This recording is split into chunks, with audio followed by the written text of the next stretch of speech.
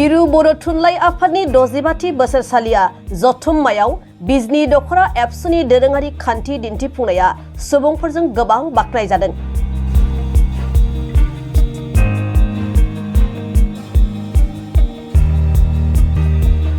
चिरांनि बिजनी बरलावगाव थेंफाख्रि फोथाराव खुंजानाय मिरु बर' थुनलाइ आफादनि 65थि बोसोरसालिया जथुम्माया थांनाय मैयानि दिनाव जोबनानै थांबाय। बे बोसोरसालिया जथुम्मानि दिन्थिफुंसालियाव बिजनी दख'रा एबसुआ दोरोङारि खान्थि दिन्थिफुंनायखौ नुनो मोननाय जादों, जाय गोबां सुबुंफोरजों बाख्नायजादों। मख'नो गोनांदि बिजनी दख'रा आफादनि सिङाव थानाय मोन 12 दालाय आफादफोरनि दोरोङारि खान्थि दिन्थिफुंनाया बर' हारिनि हारिमु आसार खान्थिखौ रोखायै बेरखांहोदों।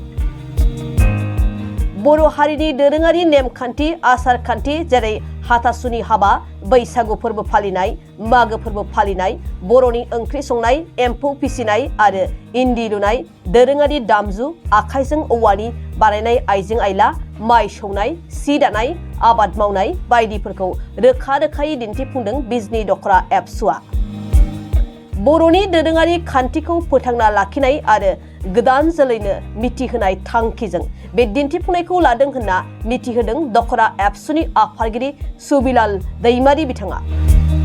बिजनी दख'रा दुलाराय बर' फरायसा आफादनि नाजानायाव दख'रा एबसुनि सिङाव थानाय मोन 12 दालाय आफादा दोरोङारि खान्थि दिन्थिफुंनाय बे हाबाफारिखौ दिन्थिफुंनाय जादों। नैबे दिन्थिफुंसालियाव बर' थुनलाइ आफादनि 65थि बोसोरसालिया जथुम्मा बेजों लोब्बा लाखिनानै बरलागाव थेंफाख्रि फोथाराव जि दिन्थिफुंनाय सोलिगासिनो दङ, बेवहाय जोङो बिजनी दख'रा एबसु हिसाबै जोंबो बेवहाय बाहागो लानो मोननानै जोबोद गोजोननाय मोन्दों। जोङो बिजनी दख'रा एबसुआ जोंनि बोसोरफ्रोमबो जोङो बैसागो फोरबो फालिनायजों लोब्बा लाखिनानै बर'नि दोरोङारि खान्थि दिन्थिफुंनाय गुबुन गुबुन आयदानि सायाव बेखौ लाबोबाय थानाय जायो आरो बेखौनो दिनै बिजनीनि सानसुमै रायजो राजा बिथांमोना गोजोननाय मोननानै दिनै जोंखौ बे बर' थुनलाइ आफादनि 65थि बोसोरारि जथुम्मानि जि दिन्थिफुंनाय बेवहाय जोंखौबो हांख्रायहरनाय बायदियै जोङो बेवहाय दिन्थिफुंदों। दा जोङो बेनि गेजेरजों जोंनि बर' हारिनि गोमालांनो नागिरनाय खान्थिफोर बेखौ जोङो दिन्थिनो नाजादों। जोंनि बर'नि हाथासुनि हाबाया माबायदि जायोमोन, मा थायोमोन बेखौ जोङो दिन्थिनो नाजादों। लोगोसे जोंनि बैसागु फोरबो फालिनाय 7 साननि बैसागु फालियो बर'फ्रा, बेखौ जोङो दिन्थिनो नाजादों बेवहाय। लोगोसे जोंनि मागो फोरबो फालिनाय बर'फोरनि फोथाराव लावखारफोरनि मागो फालिनाय, न'आव जोङो मागो फालिनाय बेखौ जोङो दिन्थिनो नाजादों। जोङो बर'फ्रा गुबुन गुबुन रोखोमै ना हमनानै जायोमोन। जोङो बेवहाय बाथा होनानै, ना बोननानै, सेन सानानै, खखा सानानै बेखौ जोङो दिन्थिनो नाजादों।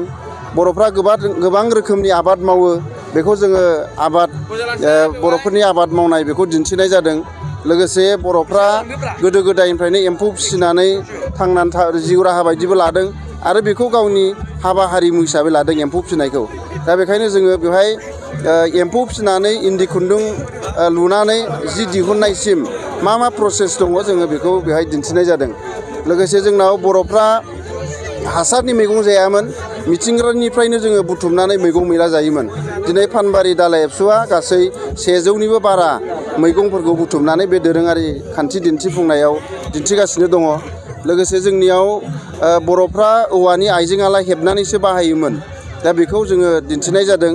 गासै मालिपारा दालाय आफादा बेखौ दिन्थिगासिनो दङ। 130 आइटेम माने औवाजों बानायनाय आइजें आइला बिथांमोना दिन्थिदों।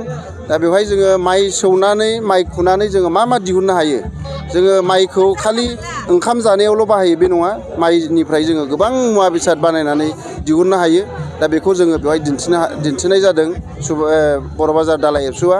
बेबायदिनो जोंनाव बर'फोरा 27 आइटेमाव GI मोनबाय। बे GI आइटेमखौबो जोङो दिन्थिनाय जादों बेवहाय। बेखायनो गासै मोन 12 आयदायाव जोङो दोरोङारि खान्थि दिन्थिफुंनाय बेखौ बेवहाय दिन्थिनाय जादों। दा जोङो जोबोद गोजोनदों। बेवहाय जोङो बिजनी दख'रा एबसुआ रंजालि बैसागुजों बे दोरोङारि खान्थि दिन्थिफुंनायखौ लायोमोन। बेवहाय खालि बिजनीनि रायजो राजाफ्राल' बेखौ नुनाय जादोंमोन।